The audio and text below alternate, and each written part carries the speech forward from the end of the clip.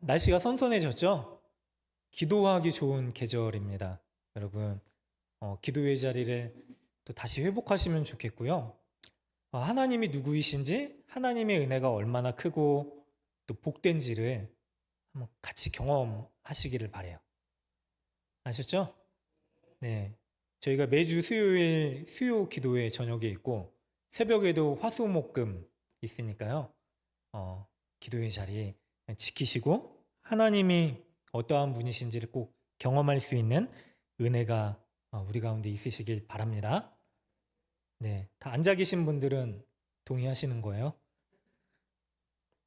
오늘 기도에 대한 이야기입니다. 한국 교회가 그리고 현대 교회가요. 2000년도에 들어서면서요.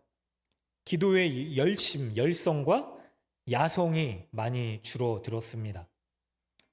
여러분 정말로 부르짖어간구하는 기도를 우리가 하고 있지 않다라고 하는 거예요. 여러분 기도하고 계십니까? 언제 눈물로 하나님을 찾으셨던 기억이 있으십니까? 과거에 그러셨습니까?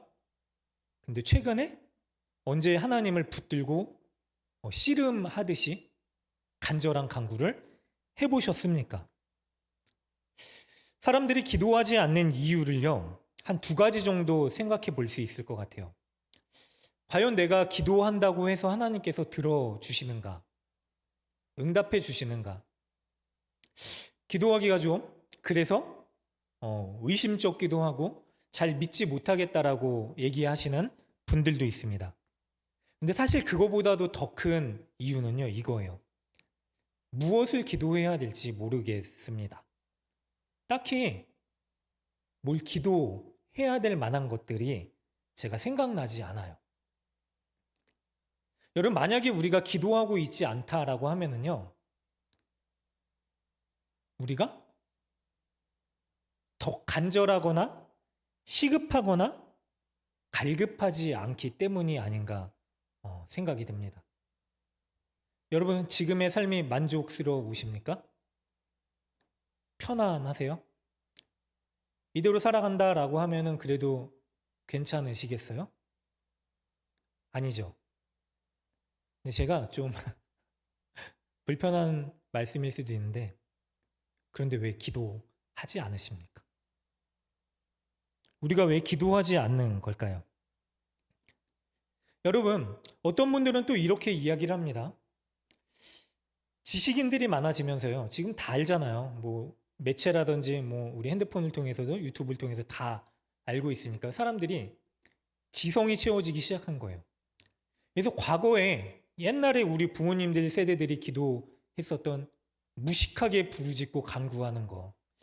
목사님 이제 좀 고상하게 신앙생활 해야 되지 않겠습니까? 라고 말씀하시는 분들도 있습니다. 그런데 정말 신앙생활이 고상하게 우리가 격식 있게 할 수 있는 걸까요? 아니요, 이거는 갈급하지 않고 간절하지 않기 때문에 이야기하는 핑계라고 저는 생각을 합니다. 여러분, 삶에서는 그렇지 않잖아요. 정말 얼마나 힘들게 치열하게 살아가고 계십니까? 그렇잖아요. 막 숨이 턱턱 막힐 만한 일들을 만나잖아요.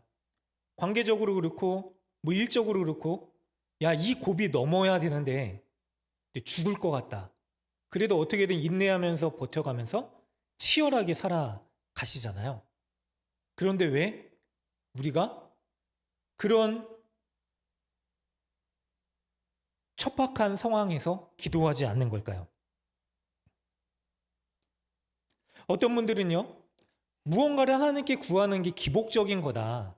그래서 지금의 현대 신학은요, 교회는 기복주의를 따라서는 안 된다라고 이야기를 하지만, 여러분, 우리가 복이 이 땅의 부요와 명예가 전부인 것처럼 살아가서도 안 되지만, 성경에서 얘기하는 분명한 하나님은 어떤 분이시냐면요, 하나님은 복 주시는 분이세요. 그 복은요, 건강과 물질, 자녀, 자손들, 가정, 그리고 장수의 복까지도 하나님은 주시는 분이심을 이야기합니다. 합니다. 근데 우리는 너무 고상한 이야기만 듣다 보니까 그래, 세상이 전부가 아니지. 이 기복주의 추구하면 안 되지. 그래서 더 기도하고 있지 않은 것인지 모르겠습니다. 여러분, 그런데요, 믿음은 그런 게 아닙니다. 사실 믿음은 원초적으로요, 절실하고 그리고 절박한 거예요. 하나님의 은혜가 아니면 내가 살 수 없습니다라고 하나님의 옷자락을 붙들고 씨름하는 자처럼요, 하나님 앞에 엎드려 부르짖어 간구하는 것입니다.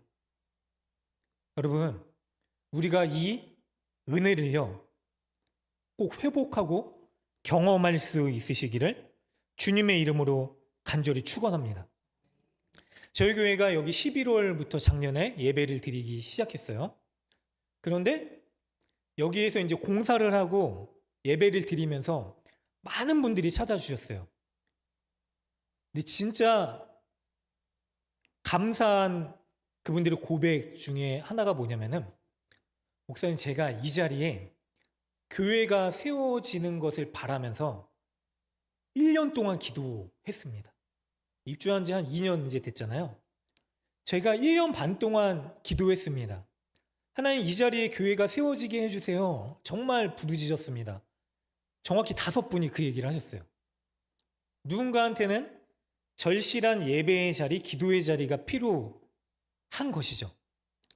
그런데 이 자리에서 예배로 그리고 나눔으로 은혜를 누리고 계시는 여러분들은 누군가한테는 절실했었던 이 자리가 감사와 소망과 절실함의 자리이십니까?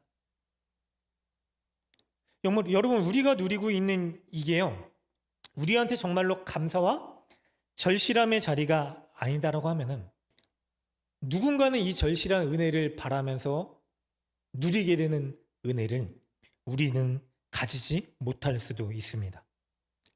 압니다. 기도하는 거 쉽지 않죠.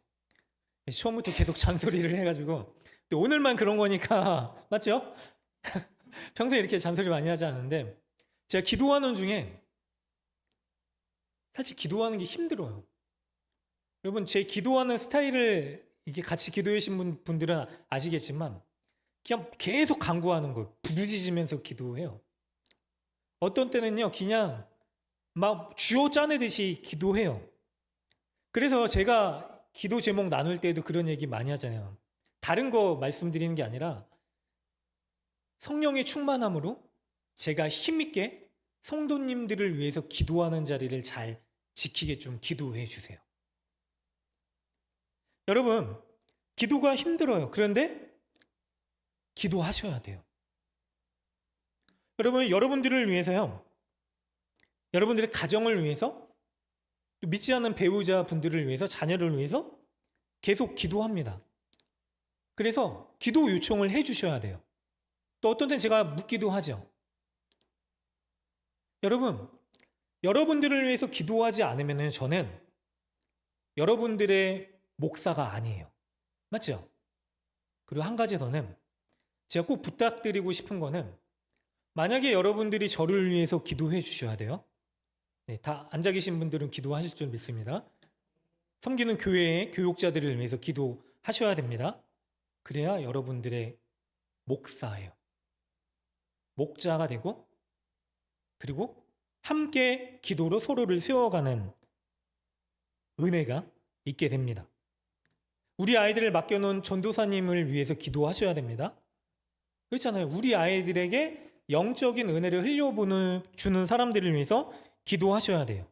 근데 그게 안 되면은 마치 다른 남남인 관계처럼요, 각자 신앙생활 하고 있는 관계가 될 수 있는 것이죠. 왜 기도해야 됩니까? 기도가 우리가 살 수 있는 유일한 길이기 때문에 그렇습니다. 그럼 오늘 말씀을 통해서요, 우리가 왜 다시 하나님 앞에 엎드려 부르짖어야 되는지, 왜 하나님 앞에 간구해야 되는지 그 놀라운 은혜를 회복하시고 기도의 능력을 보여주시는 하나님의 일하심을 경험할 수 있는 저와 우리 모두 되시기를 주님의 이름으로 간절히 축원합니다. 서론이 좀 길었는데 오늘 사무엘상은요, 사사가 끝나고 나서 이어지는 책입니다. 사사기는 어떤 시대냐면요, 가장 암흑과 고통의 시대였어요. 경제적으로도요, 수많은 이 이민족들의 침략으로 인해서 고통받는 시대였고, 또 나라도 제대로 세워지지 않았었던 시대입니다. 종교 지도자들은 타락했습니다. 어디 하나 믿고 기댈 수 있는 곳이 없었습니다. 그런데 하나님이 이 사사기를 마치면서 왕의 이야기를 시작하시는데요. 누구로부터 시작하시냐면 임신하지 못하여 고통당하는 한 여인을 등장시키시면서 이 이야기를 시작하세요. 아니, 왕에 대한 기대를 가지고 왕국에 대한 번영에 대한 소망을 가지고 이야기를 써내려가도 부족할 법한데 왜 하나님이 하필이면은 임신하지 못하는 한 여인의, 한나라고 하는 여인의 이야기를 왕의 이야기로 시작을 하셨는가? 보니까요, 마치 이스라엘 백성들의 모습이 그런 모습이었던 거예요. 생명을 가지지 못하는 자녀들, 생명을 가지지 못하는 가정, 이 민족에 대해서요, 하나님이 생명을 소유할 수 없는 자에게 주시는 생명을 주심으로 앞으로 하나님께서 어떠한 일을 이루어 가실지를 기대하고 경험케 하시기 위해서 불임하는 여성의 고통의 이야기로 시작을 하십니다. 자, 한나라는 여인이 등장합니다. 이 여인이요, 자녀를 못 낳습니다. 그런데 자녀를 못 낳는 것만 고통일 수도 있는데, 괜찮아요. 지금이랑은 다르게 지금은 뭐 딩크족도 계시고 일부러 결혼 안 하는 비혼주의도 있지만, 자녀를 안 낳는 게 과거에는요, 엄청난 괴로움이고 수치였어요. 우리나라도 뭐 조선시대만 하더라도 자녀 막 못 낳으면 막 시어머니가 소박하고 막 쫓아내고 막 그런 일도 있었잖아요. 정말 왜 그랬는지 모르겠지만. 그런데 그런 시대에 이 여인이 살고 있었는데 정말 힘든 거는요, 누군가 그 원통함을 더 아프게 찌른다라고 하는 거예요. 자, 남편이 엘가나가 있는데요, 그가 이 여인을 너무나 사랑했습니다. 너무나 사랑한 모습이 어떻게 나오냐면, 그러니까 한마디로 정말 로맨티스트였던 거예요. 자녀를 낳지 못해도요, 한나를 너무 사랑해서 이런 얘기를 해요. 같이 식사를 할 때 자녀들 다 불러놓고, 가족들을 불러놓고 이게 음식을 분배해줘요. 이게 한마디로 유산을 상속시켜주는 상징적인 이 행인 거예요. 그래서 그런 음식을 배분하는데 한나에게는 자녀를 낳지 못하는데도 얼마나 사랑했는지 다른 이들의 2배를 줘요.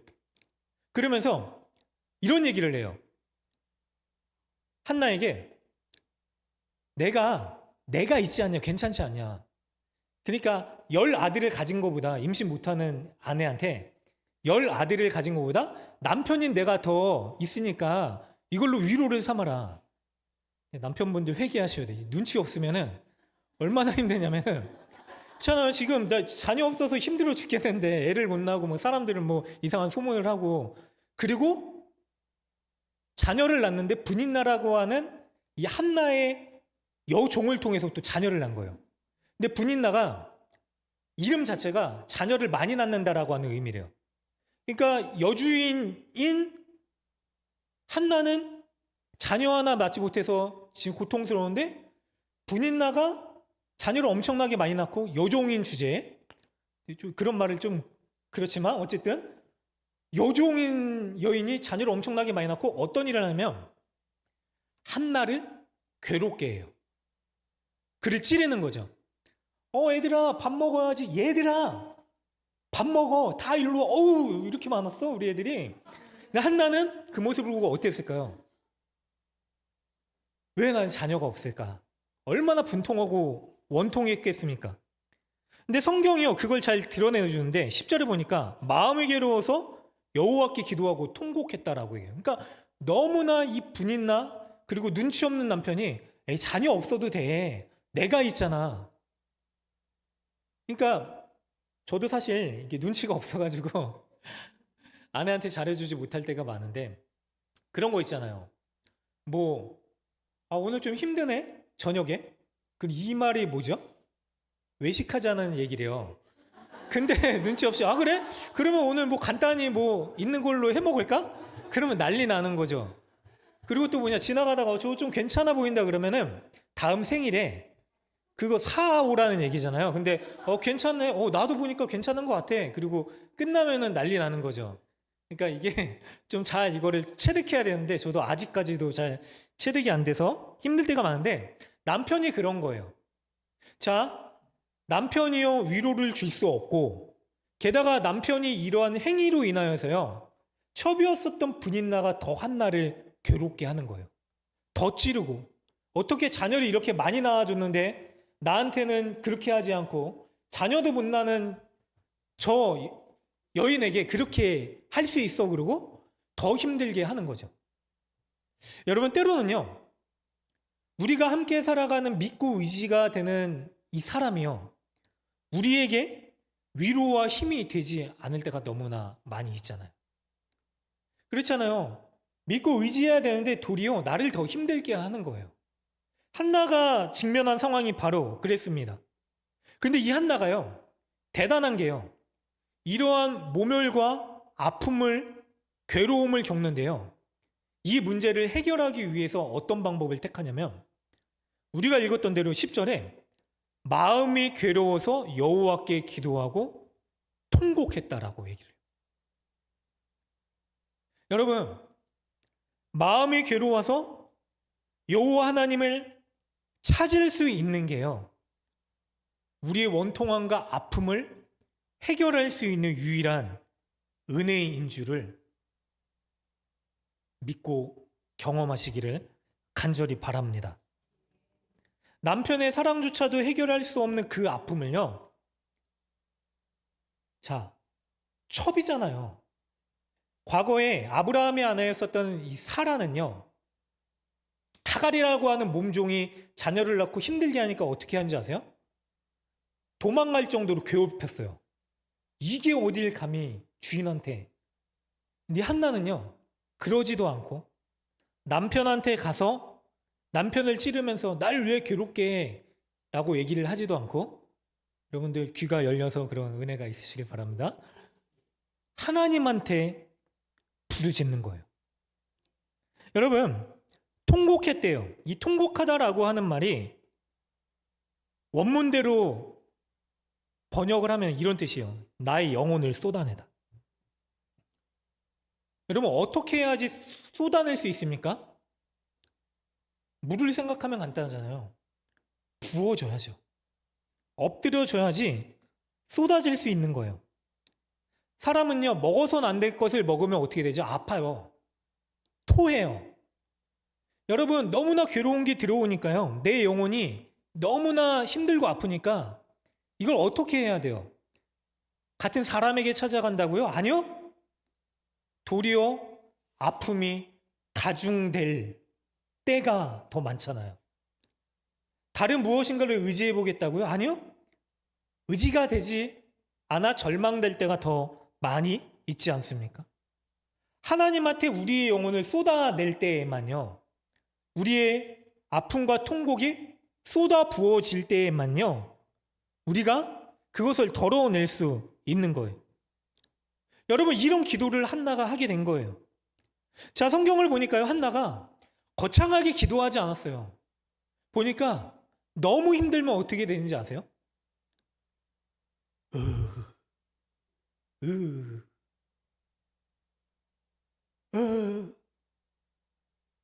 그냥 우는 거예요. 그랬더니 당시 제사장이었었던 엘리가 그 모습을 보고 뭐라고 얘기하냐면 14절에 보니까 내가 언제까지 취해 있겠느냐 포도주를 끊어라. 여러분 영적으로 민감해야 될 이 사람이요 기도하러 온 사람한테 그런 얘기를 하는 거예요. 오죽 울부짖고 그냥 신음소리를 내고 있었으면 그랬을까. 그런데요 놀라운 것은요 하나님께서 이 기도를 들으시고 기억하셨다라고 성경이 이야기를 합니다. 시편에 보면은요, 139편에 우리가 소리를 내서 정확한 언어와 문장으로 하나님께 간구하지 못할 때에다라도, 우리가 탄식하는 소리로 간구하더라도, 제가 읽어드릴게요. 여호와여, 내 혀의 말을 알지 못하는 것이 하나도 없으시도다. 하나님은 우리의 탄식까지도 아시는 분이다 라고 말씀하세요. 그래서 하나님 앞에 쏟아내고 부르짖어야 되는 거예요. 지금도 교제하고 기도 제목을 나누는 집사님이 계세요. 예전에 청소년 사역, 청년 사역 할 때 제자였어요. 근데 아이가 분노 조절 장애가 있어요. 불안과 우울증, 어릴 때부터. 그러니까 늘 기도해야 되는 아이인 거예요. 근데 한 번은 매번 무슨 일이 있을 때마다 일주일에 한두 번씩 계속 카톡을 주세요. 기도해 주세요. 목사님, 이런 일이 있습니다. 기도 좀 해주세요. 물론 다른 교회를 섬기지만 기도해 주세요. 근데 어느 날 그 아이가 분노와 불안에 못 이겨서 자해를 한다라고 하는 거예요. 심각한 문제잖아요. 제가 3일 금식을 한 적도 있어요. 제발 스스로 생명을 끊지 않게 좀 도와주세요. 한 번은 또 칼을 들고서 자기 몸을 자해하려고 하는데 이 집사님이 뜯어 말리다가 이제 청년이 된 거예요. 실수로 복부에 상해를 입으신 거예요. 경찰이 오고 난리가 났어요. 이 집사님한테 또 연락이 왔어요. 목사님, 기도 좀 해주세요. 기도해 주세요. 무슨 일이요? 사정을 얘기하시는데 우리 아이가 지금 유치장에 있습니다. 그 아이가 두려워서 이상한 선택을 하지 않도록 좀 기도해 주세요. 그 아이를 좀 지켜주도록 기도해 주세요. 여러분, 여기 이제 수술해야 돼요. 이게 안으로 파고 들어가가지고 흉기가. 이 수술을 앞둔 상황에서 뭐라고 기도하시냐면, 목사님 저 좀 회복되도록 기도해 주시는 게 아니라 우리 아이를 좀 위해서 기도해 주세요. 지켜주시도록 기도해 주세요. 어떻게 될지 모르니까 기도해 주세요. 그 집사님이요, 제가 부목사로 있을 때 새벽 기도를 하면 한 번도 빠지지 않아요. 새벽 5시 반에 오면은 지정석에 앉아서 날마다 울부짖고 기도하는 거예요. 자녀 때문이겠죠. 제가 가끔 물어봐요. 집사님, 힘들지 않으세요? 힘들지 않으세요? 그럼 뭐라 그러시는지 대답을 하시냐면, 목사님, 제가 기도하는 이 시간이 없으면은 저는 살 수 없습니다. 기도하는 이 시간 때문에 제가 버티고 견딜 수 있는 겁니다. 여러분, 기도는요, 하나님을 붙들고요, 하나님께서 우리의 모든 상황과 환경 가운데서도요, 우리와 함께 하신다라고 하는 확신과 믿음과, 그래서 버틸 수 있는 은혜를 줍니다. 기도가 없으면은요, 절망하고 무너질 수밖에 없습니다. 가장 끝자락에 가서라도 붙들 수 있는 무언가가 있으면은요, 사람은 절대로 무너지지 않습니다. 그래서 기도해야 됩니다. 기도는요, 우리에게 이 문제를 해결할 능력이 없습니다. 아버지 되신 하나님, 제발 살려주시고 도와주세요라고 하는 간구입니다. 여러분, 그래서 구해야 됩니다. 여러분, 기복주의를 따라서는 안 된다고 당연히 그렇죠. 그러나 예수님이 가르쳐 주신 기도도요, 절실함을 구하라라고 하는 기도였어요. 그래서 구하셔야 돼요. 한나가 마음이 괴로워서 여호와께 기도하고 통곡했대요. 그런데요, 놀랍게도요, 이러한 기도 가운데 한나의 모습이 바뀌게 됩니다. 18절에 보면은요, 같이 읽겠습니다. 하나, 둘, 셋. 이르되 당신의 여종이 당신께 은혜 입기를 원하나이다 하고 가서 먹고 얼굴에 다시는 근심빛이 없더라. 여러분, 10절에 한나는 마음이 괴로워서 여호와께 기도하고 통곡하고 여종의 고통을 돌보시고 기억해 주세요라고 하는 간구를 하는데, 그런 18절에 가서 먹고 얼굴에 다시는 근심빛이 없다라고 얘기를 해요. 그럼 무슨 일이 일어났던 걸까요? 하나예요. 기도하는 중에 하나님이 함께 하시고 이 문제를 해결해 주실 것을 믿음으로 경험했기, 확신했기 때문에 그럴 수 있었던 거예요. 자, 한나가 신음하며 부르짖자 엘리 제사장이요, 영적 분별력 없이 그냥 술 취해서 뭐 하는 거냐, 다음에는 멀쩡한 정신으로 와라, 이렇게 얘기를 합니다. 그랬더니 한나가 대단한 게 15절을 보면 내 주여 그렇지 아니하나이다. 나는 마음이 슬픈 여자라 포도주나 독주를 마신 것이 아니요 여호와 앞에 내 심정을 통한 것뿐입니다.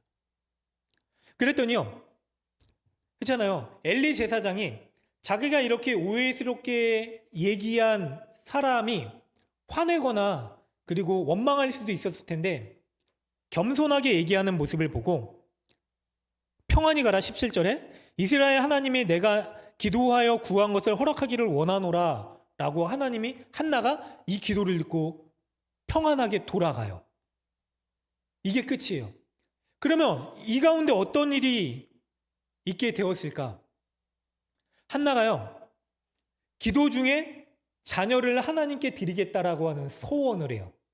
소원은 하나님께 약속하는 믿음의 행위예요. 하나님께 나를 헌신하겠습니다 라고 하는 약속을 드리는 거예요.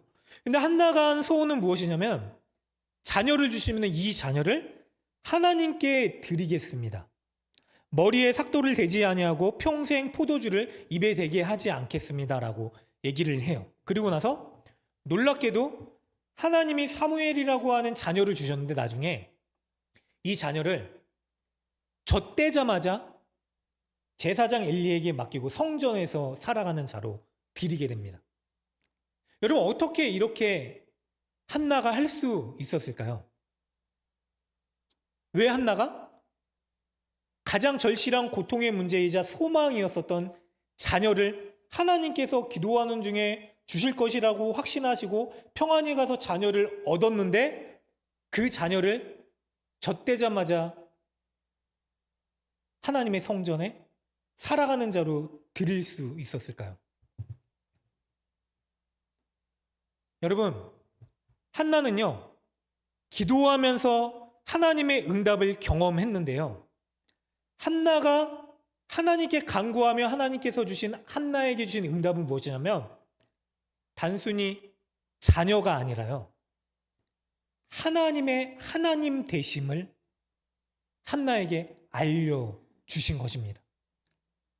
한나의 기도 응답의 결과는요, 자녀를 얻은 게 아니라요, 자녀를 주신 하나님을 얻은 거기 때문에요, 한나가 자녀를 주신 하나님께서 맡겨주신 이 자녀를 하나님께 헌신하는 자로 드릴 수 있었던 거예요.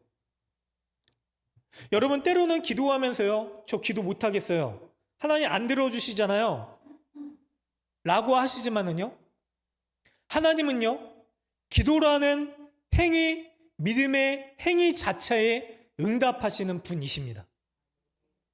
때로는 기도라는 이 자리를 통해서요, 우리의 원함대로 이루어주지 않으셔도요, 하나님이 어떠한 분이신지 알게 하고요, 우리의 생각을 뛰어넘으시는 하나님의 은혜를 경험하게 하시는 분이십니다.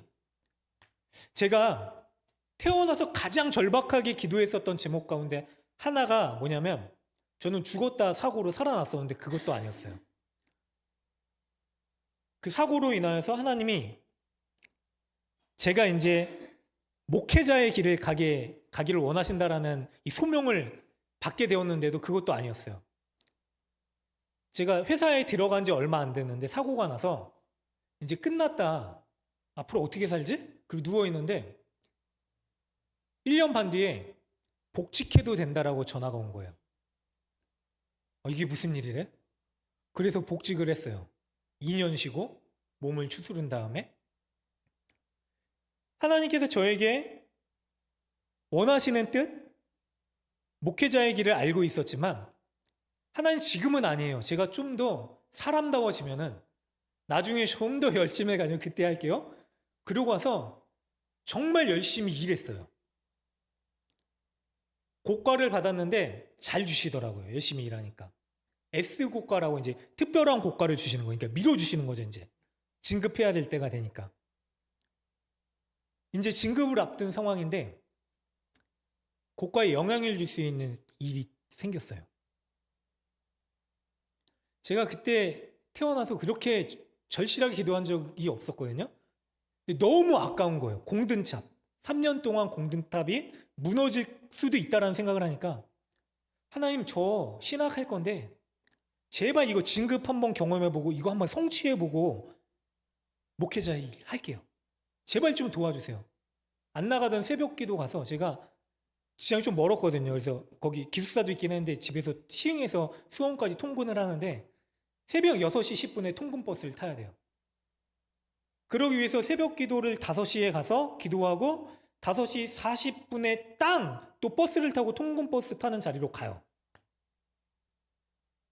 밤에 11시에 들어오던 12시에 들어오던 눈 떠서 절박하니까 기도를 했어요. 하나님, 제발 좀, 제발 좀. 근데 어떻게 됐을까요? 진급이 누락됐어요. 고과 다 받고, 아니, 제가 진급했으면 아마 이 자리에 없었을 수도 있겠죠. 근데 그 기도하는 시간이 저한테 무의미했는가? 한 달을 빠지지 않고, 그래 40일 작정이라는데 어디 한번 작정하면은 들어주시겠지. 안 들어주시기만 해봐라. 근데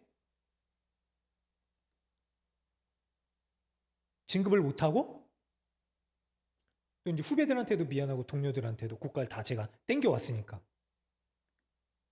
어쨌든 그런 미안한 마음도 들고 절실한 문제도 해결되지 않았는데, 그런데 그 시간을 통하여서 하나님의 응답이 없는 게 아니라 하나님의 응답을 주시는데 뭐냐면, 내가 구하는 게 전부가 아닐 수도 있겠구나. 내가 구하는 게, 찾는 게 영원한 게 아닐 수도 있겠구나. 저는 이거 아니면은 그냥 다 끝나는 것처럼 생각했어요. 다 쌓아놨는데 이게 그거 이제 받기만 하면 되는데, 이제 막 제가 이제 한턱 쏘고 막 부서원들한테 그런 것도 해보고 싶었는데, 그리고 나서 멋지게 지금까지 수고했던 거 보상받고 퇴사하면 되겠다라고 했는데, 근데 그거 없어도 내가 살아가는데 지장 없겠구나. 하나님이 더 원하시고 좋은 길을 제시해 주시는구나. 물론 이거는 제가 신학을 하면서 알게 되었죠. 여러분, 기도는요, 한나는요, 만약에 사람들이 손가락질하고 남편을 위로도 되지 않고 심지어 여종이었었던 이 분인나라고는 처분 자식을 숭숭숭 나가지고 한나를 격동케 하고 괴롭게 하고, 한나의 유일한 기도 제목이 무엇이었을까요? 저에게도 아들 좀 주세요. 하나님, 내가 이 문제 아니면 죽을 것 같습니다. 제발 좀 해결해 주세요. 하나님, 이거 아니면 살 수 없습니다. 이거 해결해 주셔야죠. 라고 간구를 하는 것으로 시작했지만은요, 자기의 원통함과 분통함과 이 고통을요, 하나님 앞에 쏟아내는 것으로 시작했지만은요, 그러나 그 끝은 뭐가 됐냐면요, 가장 소중한 목적이었었던 자녀를 하나님께 내어 드릴 정도로 이것을 주신 분이 하나님이시구나. 그래서 하나님의 하나됨을 경험하는 은혜를 체험했기 때문에요, 인생의 유일한 소망이었었던 자녀까지도 하나님의 성전에서 일하는 자로 보낼 수 있는 은혜를 가지게 된 것이죠. 여러분, 그래서 기도하셔야 돼요. 우리 아버지 하나님이시라면은요, 내 뜻대로 내 원함대로 안 되더라도 하나님이 더 좋은 것으로 책임져 주시겠죠. 어떤 부모가 자녀가 나쁜 것으로, 안 좋은 것으로 채워주기를 원하겠습니까? 하나님이 우리의 아버지이시잖아요. 그렇기 때문에 아버지께 간구하고요, 주실 것은 하나님께 맡기고 구할 수 있는 것입니다. 가장 젖되고 나서 예쁠 때, 옹알이 막 시작할 때, 하준이? 영광이 제 아들인데 절 닮아서 인상 팍 쓰고, 그래도 가장 사랑스러울 때, 왜냐면 하나님이 얼마나 큰 응답인지를 알았기 때문에 그랬던 거죠. 사랑하는 여러분, 오늘 이 말씀 가운데요, 우리가 하나님의 아버지 되심과 은혜를 기도를 통하여 경험하고 시킬 수 있으시기를 주님의 이름으로 간절히 축원합니다. 결국 한나는요, 소중한 아들을 하나님께 기쁨으로 드립니다. 그리고 당시에 암흑의 시대를 살아가고 있는 사람들, 하나님의 마음을 모르고 죄악 가운데 살아가던 사람들, 그들 가운데 하나님의 마음에 헤아릴 수 있는 이 한 여인을 통해서요, 왕을 예고하시죠. 바로 하나님이신 아들이신 예수 그리스도를 세상 가운데 우리를 위해서 보내셔. 가장 사랑하는 존재를 누군가한테 헌신하는 이 마음을 하나님께서 우리에게 알리시고자 가장 깜깜한 암 가운데 하나님한테 꿇어 엎드려 부르짖을 수 있는 한 여인을 통해서 이스라엘의 소망을 전해주십니다. 문제 가운데 일하시는 하나님을 믿으시고요, 구하시기 바랍니다. 그리고 이 문제를 통하여서 더 크게 역사하실 하나님의 함께 하심을 우리 모두가 경험할 수 있으시기를 주님의 이름으로 간절히 축원합니다. 우리 다 같이 자리에서 일어나셔서요,